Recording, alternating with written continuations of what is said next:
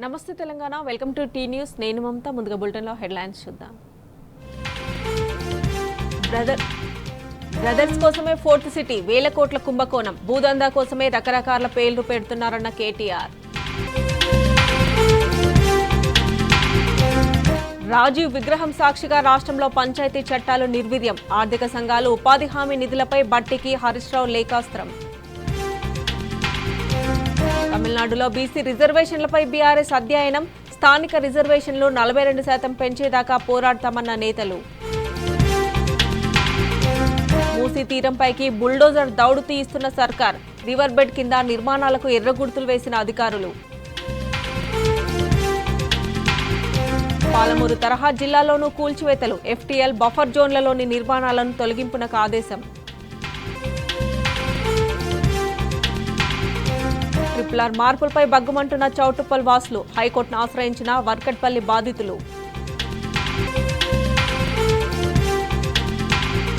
తెలంగాణలో ఫార్మసిటీ కేసరు, కర్ణాటకలో health city రద్దు, న్యూ సిటీ మాటున భూదందా, కాంగ్రెస్ పాలనపై విమర్శలు.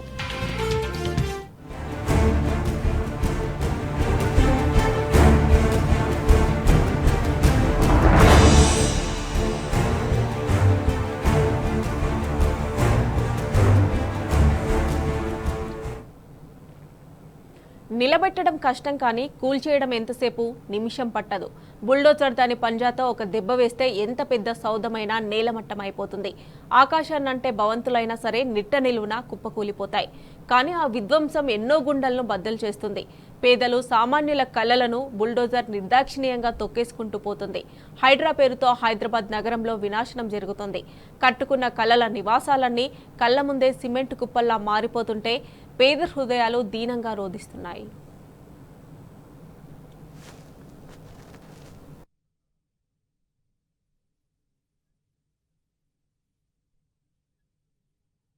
రెక్కాడితే గాని డొక్కాడని బడుగు జీవుల ఆశలను ఇనుప యంత్రాలు కర్కశంగా నిలిపేస్తున్నాయి.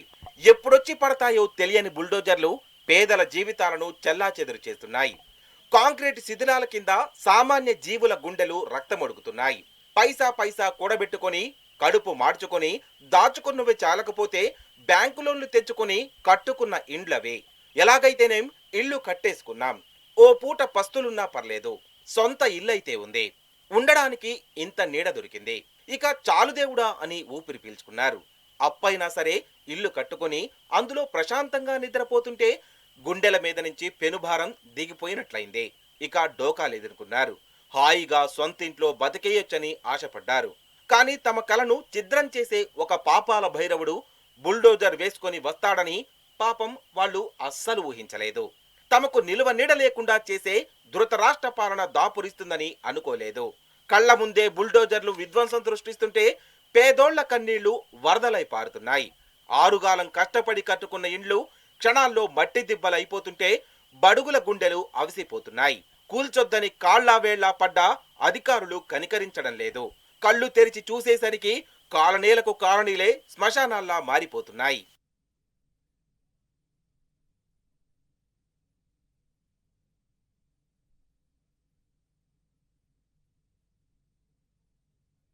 పాపం వాళ్ళేం తప్పు చేశారు? అనుమతులన్నీ తీసుకునే కదా ఇల్లు కట్టుకున్నారు. సరే, అక్కడ కట్టొద్దంటే మరి అనుమతులు ఎందుకు ఇచ్చినట్లు? పర్మిషన్లే ఇవ్వకపోతే అక్కడ నిర్మాణాలేవి వచ్చేవి కాదు కదా. అలా కాకుండా అనుమతులన్నీ ఇచ్చేసి, సర్టిఫికెట్లన్నీ జారీ చేసి, ట్యాక్సులన్నీ కట్టించుకొని తీరా వాళ్ళు ఇండ్లు కట్టుకున్నాక ఇప్పుడొచ్చి కూల్చేస్తే ఏంటర్థం? ఇదెక్కడి దుర్మార్గమని కన్నెర చేస్తున్నారు జనం. అసలు ఈ రాష్ట్రంలో ఏం జరుగుతోందని మండిపడుతున్నారు. ఇది కరెక్ట్ కాదంటూ ప్రజలు తీవ్ర ఆగ్రహం వ్యక్తం చేస్తున్నారు.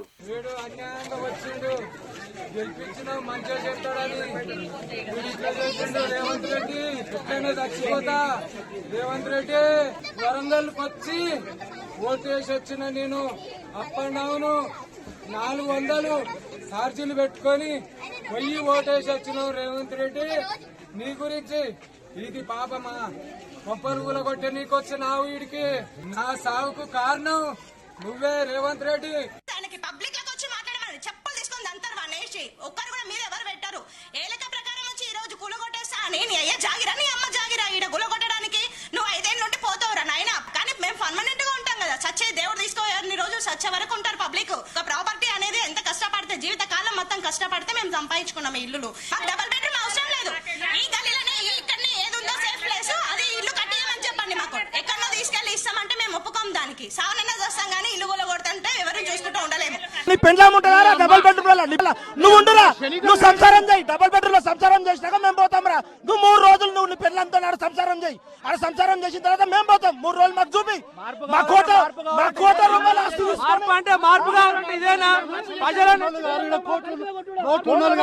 కాయ కష్టం చేసుకొని రూపాయి జమ చేసుకొని ఒక్కొక్క ఇల్లు మెట్టు కట్టుకున్న వాళ్ళు ఇవాళ ఇంట్లోకి వెళ్ళి బయటకు ఉండాలి వాళ్ళు. ఎక్కడ ఉండాలి? యావత్ తెలంగాణ రాష్ట్రాన్ని డైవర్ట్ చేస్తున్నావు. నువ్వు ఇస్తాన్న 6 పథకాలు అడగకుండా ఇలా హైడ్రా డ్రామా చేసుకుంటా నువ్వు అందరిని ఆగమాగం చేస్తున్నావు. ఇలా నా ఈ ఇల్లు కూడా కొట్టినావు. నేను ఏడ బతకాలి, ఏడ తినాలి, ఏడ వండుకోవాలి, నా పిల్లలు ఏడికి పోవాలి? ఇంతనన్నా రీతి రివాయి సిగ్గు శరం ఉన్నదారా రేవంత్ రెడ్డిగా? నీ పెళ్ళాం పిల్లలైతే ఇట్లనే చేస్తావారా? ఏడ పోవాలి, ఏడ తినాలి, ఏడ వండుకోవాలి?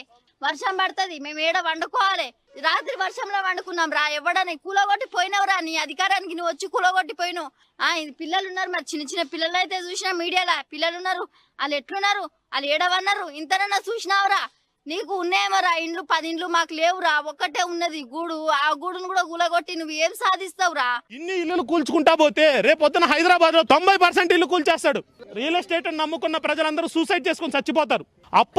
బ్యాంకుల్లో అప్పులు తీసుకున్న ప్రజలు సూసైడ్ చేసుకుని చచ్చిపోతారు. బ్యాంకు లోన్లు రేవంత్ రెడ్డి వచ్చి కొడతాడా సార్? ఒరే నీ అమ్మ, కనీసం నీళ్లు లేవంటే రోడ్లు ఇలా ఏమేలా? నువ్వేం సీఎం అయ్యా? నువ్వు వచ్చి అన్ని కూల్చేస్తున్నావు.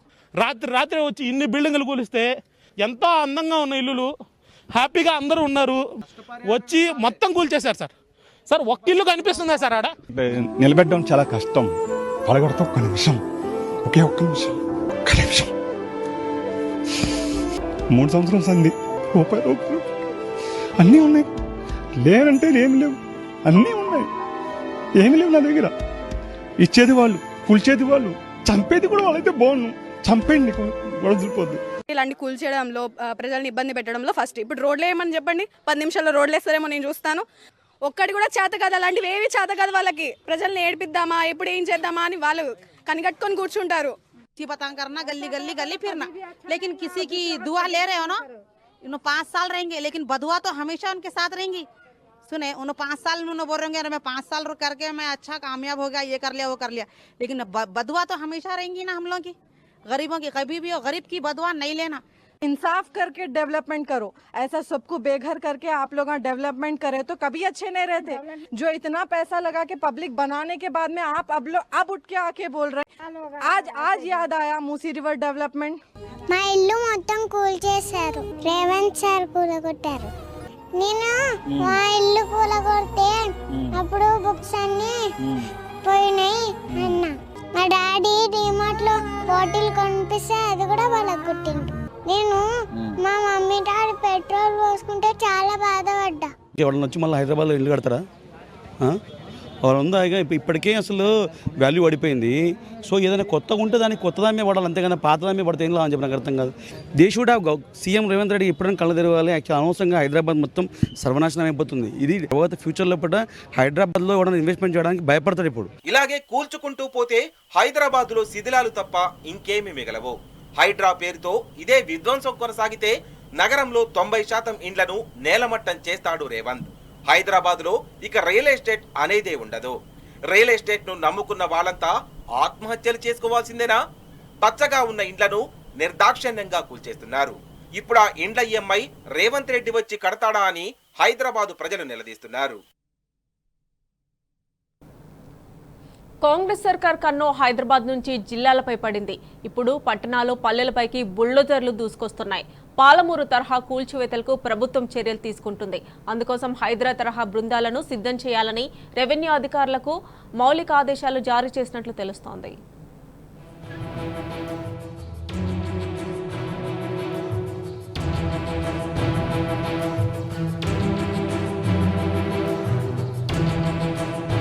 ఇన్నాళ్లు హైదరాబాద్ లో పేదల ఇళ్లపైకి దుంకిన బుల్డోజర్లు ఇప్పుడు జిల్లాలోకి దూసుకురానున్నాయి. రాష్ట్ర రాజధానిలో చెరువుల FTL, బఫర్ జోన్ లో అక్రమ నిర్మాణాలు, ప్రభుత్వ స్థలాల్లో ఆక్రమణలు అంటూ హైడ్రా పేరిట కాంగ్రెస్ సర్కార్ కూల్చివేతల కాండను కొనసాగిస్తున్నది. ఇకపై జిల్లాలోనూ బుల్డోజర్లను పరుగులు పెట్టించేందుకు రంగం సిద్ధం చేసినట్లు విశ్వసనీయ సమాచారం. పాలమూరు జిల్లా క్రిస్టియన్పల్లి తరహాలో మరిన్ని కూల్చివేతలకు ప్రణాళికలు రూపొందిస్తున్నట్టు తెలుస్తోంది. ఎఫ్టీఎల్ బఫర్ జోన్ ప్రభుత్వ భూముల్లో ఉన్న భవనాలను నిర్దాక్షిణ్యంగా కూల్చివేయాలని కలెక్టర్లకు ప్రభుత్వం మౌఖిక ఆదేశాలు జారీ చేసినట్టు సమాచారం. కూల్చివేతలకు రెవెన్యూ అధికారులు నాయకత్వం వహించాలని, హైడ్రా తరహా బృందాలను లీడ్ చేయాలని సూచించారు. ప్రభుత్వ ఆదేశాల మేరకు ఇప్పటికే పలు జిల్లాల్లో కూల్చివేతలు మొదలయ్యాయి.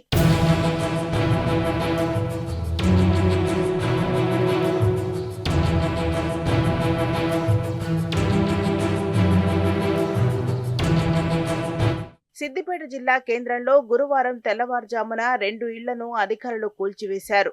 ఎర్రచెరువు బఫర్ జోన్లో ఉన్నదని ఒక ఇంటిని, మున్సిపల్ అనుమతి లేదని మరో ఇంటిని రెవెన్యూ, మున్సిపాలిటీ అధికారులు కూల్చివేశారు. ఎర్రచెరువు సమీపంలో ఓ వ్యక్తి ఇల్లు కట్టుకుని నివాసం ఉంటున్నాడు. అతడి ఇల్లు బఫర్ జోన్లో ఉన్నదంటూ రెవెన్యూ అధికారులు నేలమట్టం చేశారు. మరో 5 కుటుంబాలకు నోటీసులు ఇచ్చినట్టు తెలిసింది. పట్టణం 5వ వార్డులో తప్పుడు ధృవీకరణ పత్రాలతో అనుమతి పొంది ఇల్లు కడుతున్నారనే ఆరోపణతో మరో ఇంటిని కూలగొట్టారు. మున్సిపాలిటీ అనుమతి లేకుండా, అనుమతించిన ప్లాన్ ప్రకారం లేకుండా కట్టిన ఇళ్లను అక్రమ నిర్మాణాలుగానే గుర్తించి కూల్చివేస్తామని మున్సిపాలిటీ అధికారులు హెచ్చరించారు. గతేడాది ఆగస్టు 23 తర్వాత సిద్దిపేట పట్టణంలో 58, 59 జీవోల కింద పట్టాలిచ్చినా దాదాపు 200కు పైగా ఇంటి స్థలాలకు రీవెరిఫికేషన్ చేయాలని నిర్ణయించినట్టు తెలిసింది. సంగారెడ్డి జిల్లాలోనూ రెవెన్యూ అధికారులు ఓ ఇంటిని కూల్చేశారు. కొండాపూర్ మండలం మల్కాపురంలో నర్సింహులు అనే వ్యక్తి భవనం కట్టుకున్నాడు. దానికి గ్రామ పంచాయతీ అనుమతించింది. కాగా పెద్ద చెరువు ఎఫ్టీఎల్ ను ఆక్రమించి భవనం కట్టాడన్న కారణంతో కూల్చివేశారు.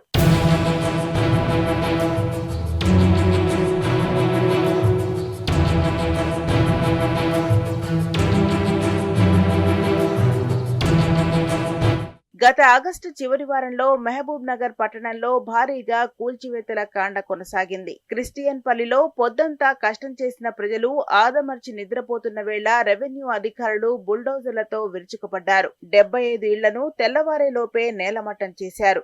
బాధితుల్లో బదిరులు, అంధులు, దివ్యాంగులే ఎక్కువగా ఉన్నారు. రెవెన్యూ అధికారులు 2007లో ఇవే ఇళ్లకు పట్టాలిచ్చారు. కేసీఆర్ ప్రభుత్వం వచ్చాక వారికి విద్యుత్ కనెక్షన్లు ఇచ్చి నీటి సౌకర్యం కల్పించింది.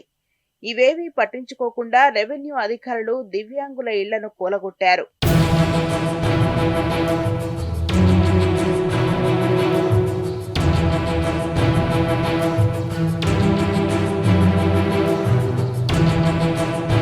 ఈ నెల మొదటి వారంలో రంగారెడ్డి జిల్లా రాయదుర్గం మండలం మల్కం చెరువు వద్ద 40 ఇళ్లను సేల్లింగంపల్లి రెవెన్యూ అధికారులు కూల్చివేశారు. ఇక్కడి పేదలు చెరువుకు దూరంగా ఇళ్లు కట్టుకుని 40 ఏళ్ల నుంచి ఉంటున్నారు. అర్ధరాత్రి వేళ ఆ ఇళ్లను నేలమట్టం చేశారు. కానీ ఇదే చెరువును ఆక్రమించి జాతీయ స్థాయిలో పేరున్న రియల్ ఎస్టేట్ సంస్థలు ఆకాశ హార్మ్యాలు నిర్మించాయి. ఏకంగా మల్కం చెరువునే ఆక్రమించి బహుళ అంతస్తుల భవనాలు కట్టాయి. కానీ రెవెన్యూ అధికారులు వాటిపై కన్నెత్తి చూడకుండా పేదల ఇళ్లను కూలగొట్టారన్న విమర్శలు వెల్లువెత్తుతున్నాయి.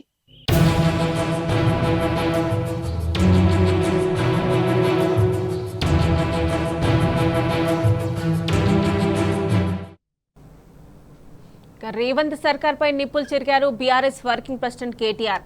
కాంగ్రెస్ దివాలాకోరు రాజకీయం చేస్తోందని ఆగ్రహాన్ని వ్యక్తం చేశారు. రేవంత్ రెడ్డి మూర్ఖంగా వ్యవహరిస్తున్నాడని ధ్వజమెత్తారు.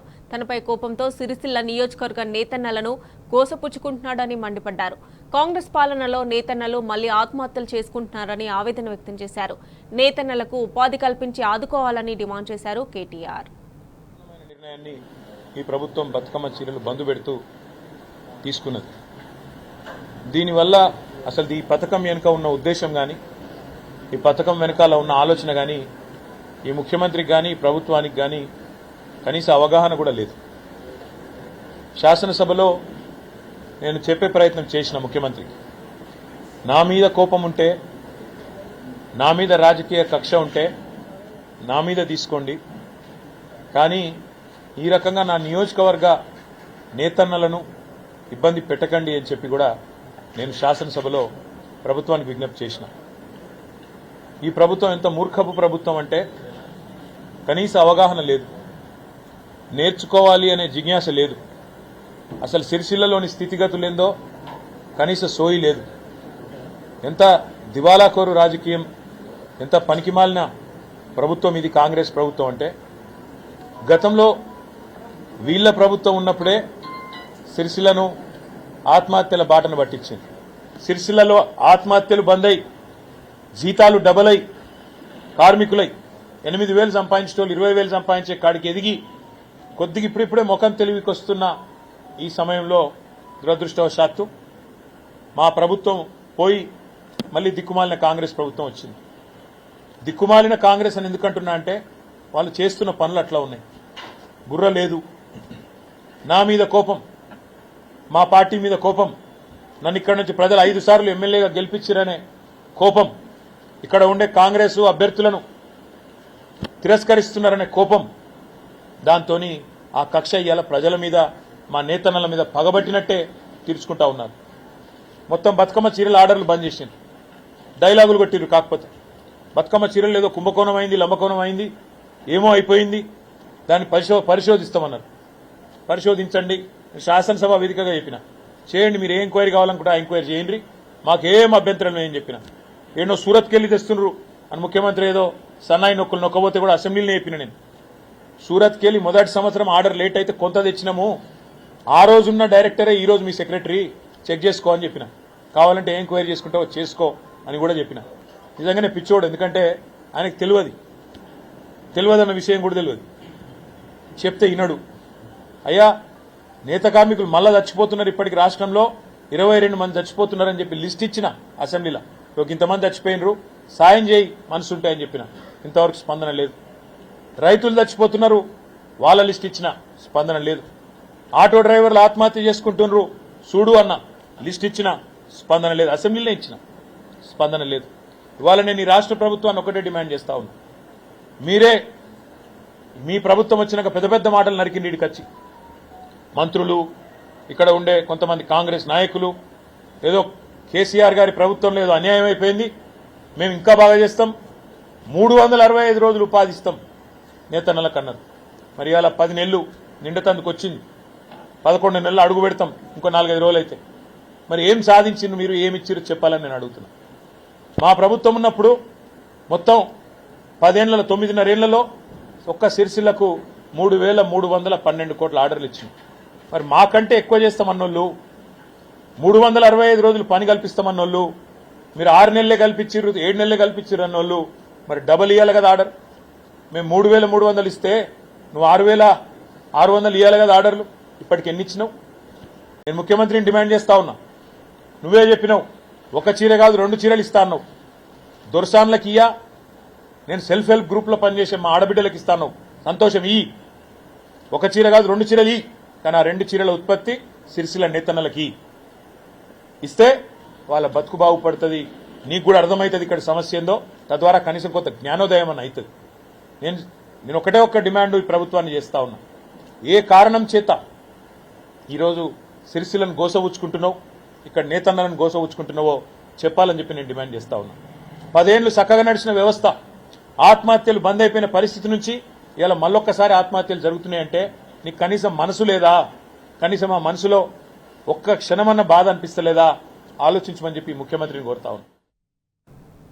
15వ ఆర్థిక సంఘం కేటాయించిన పంచాయతీరాజ్ నిధుల విడుదలలో జాప్యంపై మాజీ మంత్రి హరీష్ రావు మండిపడ్డారు. ఈ మేరకు డిప్యూటీ సీఎం బట్టి విక్రమార్కు లేఖ రాశారు. పంచాయతీరాజ్ చట్టాన్ని తెచ్చేందుకు కృషి చేశామని, రాజీవ్ గాంధీ వారసులమని గొప్పలు చెప్పుకునే మీరు సచివాలయం ముందున్న రాజీవ్ గాంధీ విగ్రహం సాక్షిగా పంచాయతీరాజ్ చట్టాలను తుంగలో తొక్కడం దారుణమన్నారు హరీష్ రావు. 15వ ఆర్థిక సంఘం కేటాయించిన నిధులను విడుదల చేయకపోవడం వల్ల గ్రామాభివృద్ధి నిలిచిపోయినట్లు గుర్తు చేశారు.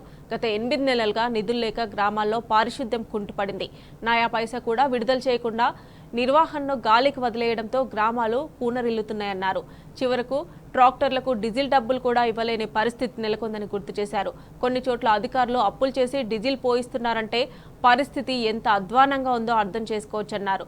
గ్రామాల్లో విష జ్వరాలు ప్రబలుతున్నాయి, మలేరియా, డెంగ్యూ వంటి వ్యాధుల బారిన పడి ఇబ్బందులు పడుతున్నారని ఆవేదన వ్యక్తం చేశారు. మరోవైపు ఇక ఒకవైపు ఉద్యోగాలు పారిశుద్ధ కార్మికులకే కాదు పదవీ కాలం గడిచి 4 నెలలైన సర్పంచులు, ఎంపీటీసీలు, జెడ్పీటీసీలకు సైతం 8 నెలల గౌరవ వేతనాలు చెల్లించని పరిస్థితి ఏర్పడింది. ప్రతి నెల 1వ తేదీనే జీతాలు ఇస్తామని గొప్పలు చెప్పుకున్న కాంగ్రెస్ ప్రభుత్వం ఆచరణలో మాత్రం అందుకు పూర్తి భిన్నంగా వ్యవహరిస్తుందన్నారు. మాజీ సర్పంచులు గవర్నర్ను కలిసి తమ పెండింగ్ బిల్లులు విడుదల చేయాలని మొరపెట్టుకునే పరిస్థితి కాంగ్రెస్ పాలనలో వచ్చింది. ఇప్పటికైనా కళ్లు తెరిచి 15వ ఆర్థిక సంఘం కేటాయించిన నిధులను వెంటనే పంచాయతీలకు విడుదల చేయాలని, పాడైపోతున్న గ్రామ పంచాయతీ వ్యవస్థను తిరిగి గాడిన పెట్టేందుకు కృషి చేయాలని బీఆర్ఎస్ పక్షాన కోరారు. అక్టోబర్లో రాష్ట్రానికి హక్కుగా రావాల్సిన 15వ ఆర్థిక సంఘానికి సంబంధించిన 2వ విడత నిధులను సాధించేందుకు తగిన చర్యలు తీసుకోవాలని హరీష్ రావు విజ్ఞప్తి చేశారు.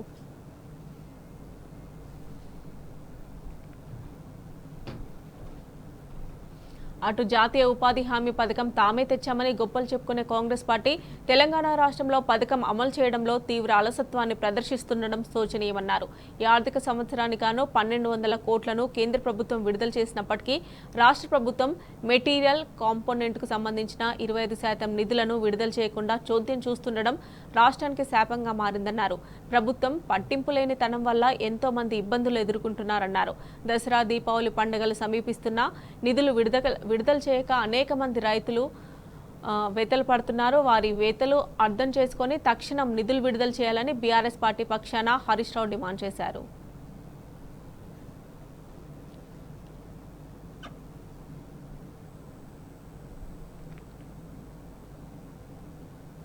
తమిళనాడులో బీసీ రిజర్వేషన్లపై బీఆర్ఎస్ నేతల బృందం అధ్యయనం చేస్తోంది. తమిళనాట బీసీ రిజర్వేషన్లో అభివృద్ధి పథకాల అమలు, ఎదురైన ఆటంకాలపైన సమగ్ర సమాచారం సేకరిస్తోంది.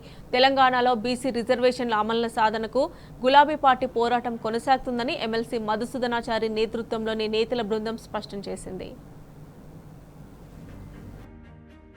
రాష్ట్ర విద్య, ఉద్యోగాల్లో తమిళనాడు తరహాలో బీసీ రిజర్వేషన్లు సాధించేందుకు బీఆర్ఎస్ పోరాటం ముమ్మరం చేసింది. బలహీన వర్గాల రిజర్వేషన్లు, వారి అభివృద్ధి, సంక్షేమం కోసం తమిళనాట అమలవుతున్న కార్యక్రమాలను గులాబీ పార్టీ బీసీ సీనియర్ నేతల బృందం అధ్యయనం చేస్తోంది. అటు తమిళ పార్టీలతో బహుజన వర్గాల ప్రాతినిధ్యం వంటి పలు అంశాలను తెలుసుకునేందుకు తమిళనాడులో పర్యటిస్తున్నది. ఎమ్మెల్సీ మధుసూదనాచారి నేతృత్వంలోని బీఆర్ఎస్ నేతల బృందం గురువారం చెన్నైలోని బీసీ సంక్షేమ ఉన్నతాధికారులతో సమావేశమైంది. తమిళనాడు బీసీ భవన్లో 4 గంటల పాటు ఆ రాష్ట్రంలో అమలవుతున్న రిజర్వేషన్లు, బీసీ అభివృద్ధి పథకాలకు సంబంధించిన తీరుతెన్నులను సుదీర్ఘంగా చర్చించారు. ఈ సందర్భంగా బీసీ సంక్షేమ శాఖ ముఖ్య కార్యదర్శి విజయ్ కుమార్ అధికారులు పవర్ పాయింట్ ప్రెజెంటేషన్ ద్వారా ఆ రాష్ట్ర రిజర్వేషన్ల సమగ్ర సమాచారాన్ని వివరించారు.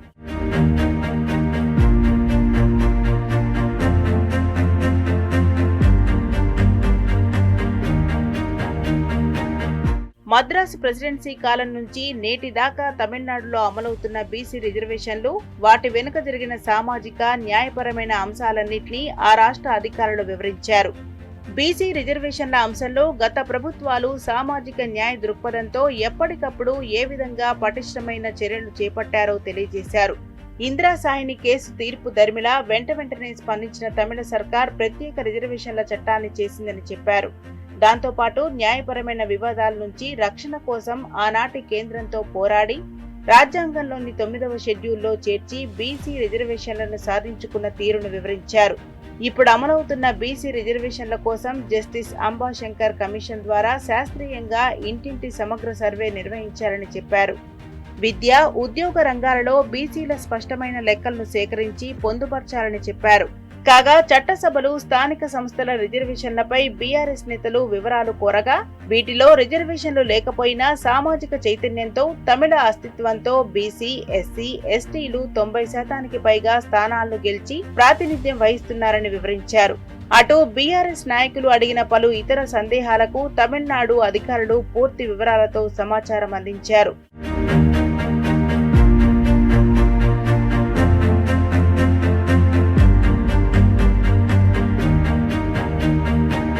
బీసీ రిజర్వేషన్ల సాధనకు బీఆర్ఎస్ పోరాటం కొనసాగుతుందని శాసనమండలిలో విపక్ష నేత మధుసూదనాచారి స్పష్టం చేశారు. రాష్ట్ర విద్య, ఉద్యోగాల్లో బీసీలకు అవకాశాలు కల్పించాలంటే తమిళనాడు తరహా రిజర్వేషన్లు ఒక్కటే అంతిమ పరిష్కార మార్గమని బీఆర్ఎస్ అధినేత కేసీఆర్ ఎప్పుడో చెప్పారన్నారు. తెలంగాణతో పాటు ఇతర రాష్ట్రాలకు తమిళనాడు తరహా రిజర్వేషన్లు అమలు చేసుకునే హక్కు కల్పించాలని ప్రధాని మోదీని కేసీఆర్ డిమాండ్ చేశారని గుర్తు చేశారు. అటు విద్య, ఉద్యోగాలు, స్థానిక సంస్థల్లో బీసీలకు 42% రిజర్వేషన్లు అమలు చేసేదాకా బీఆర్ఎస్ పోరాడుతుందని ఎంపీ వద్దిరాజు రవిచంద్ర, మాజీ మంత్రులు గంగుల శ్రీనివాస్ గౌడ్, జోగు రామన్న స్పష్టం చేశారు. గులాబీ పార్టీ అధినేత ఆదేశాల మేరకే తమిళనాడు బీసీ రిజర్వేషన్లు, అభివృద్ధి పథకాలపై అధ్యయనం చేస్తున్నామని తెలిపారు.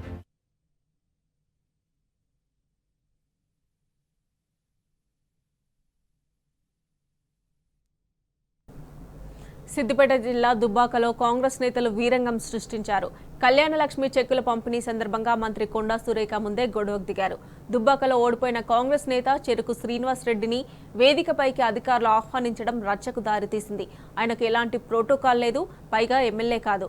అయినా ఎలాంటి హోదా లేని శ్రీనివాస్ రెడ్డిని వేదికపైకి ఆహ్వానించడంపై ఎమ్మెల్యే కొత్త ప్రభాకర్ రెడ్డి, స్థానిక గులాబీ శ్రేణులు అభ్యంతరం తెలిపారు.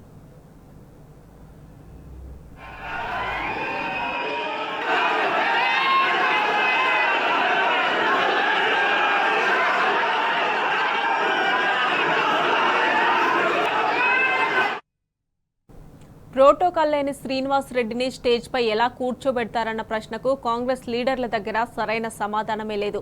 అందుకే తమ తప్పును కప్పిపుచ్చుకోవడానికి అధికార మదంతో బీఆర్ఎస్ నేతలపైనే జులుం చేశారు. ఇరు వర్గాల మధ్య తోపులాట జరిగింది. కాంగ్రెస్ నేతలు నిస్సిగ్గుగా గులాబీ క్యాడర్పై దాడికి ప్రయత్నించారు.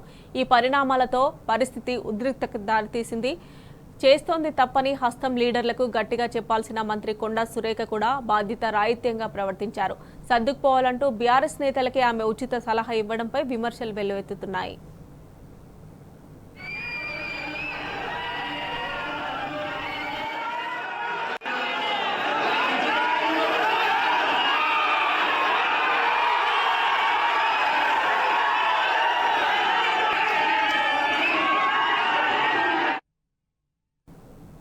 రెండు వేర్వేరు రాష్ట్రాల్లో రెండు కొత్త నగరాల నిర్మాణం జరుగుతున్నదంటే ఒకటో రెండో పోలికలు కనిపిస్తాయి.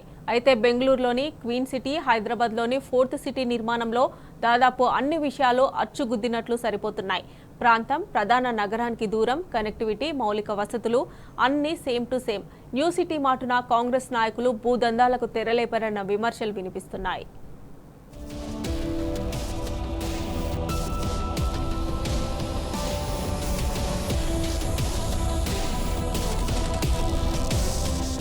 పక్కపక్కనే ఉండే రాష్ట్రాలని దేశ జీడీపీలో వాటిదే అగ్రస్థానం. రెండింటిలోనూ కాంగ్రెస్ అధికారం. ఇంకేముంది, ఢిల్లీలోని కాంగ్రెస్ పెద్దల కన్ను వీటిపై పడింది. ఏ రాష్ట్రాల్లో ఎన్నికలు జరిగినా ఇక్కడి నుంచే సూట్ కేసులు రావాలి. చిన్న ప్రాజెక్టులతో ముట్టేది కొంతే.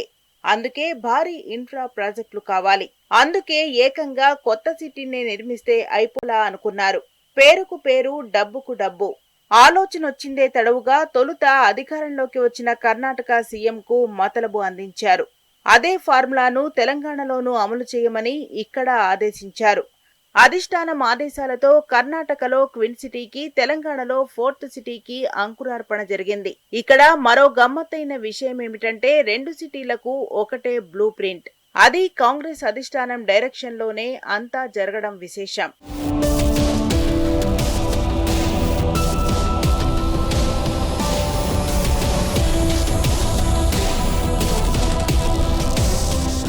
కర్ణాటక రాజధాని బెంగళూరు శివారులో క్విన్ పేరిట సిద్ధరామయ్య సర్కార్ కొత్త నగరానికి శ్రీకారం చుట్టింది. బెంగళూరుకు ఉత్తర దిశగా ఉన్న దొడ్డబల్లాపూర్ ప్రాంతాల్లో 5,800 ఎకరాల విస్తీర్ణంలో ఈ సిటీని నిర్మించనున్నారు.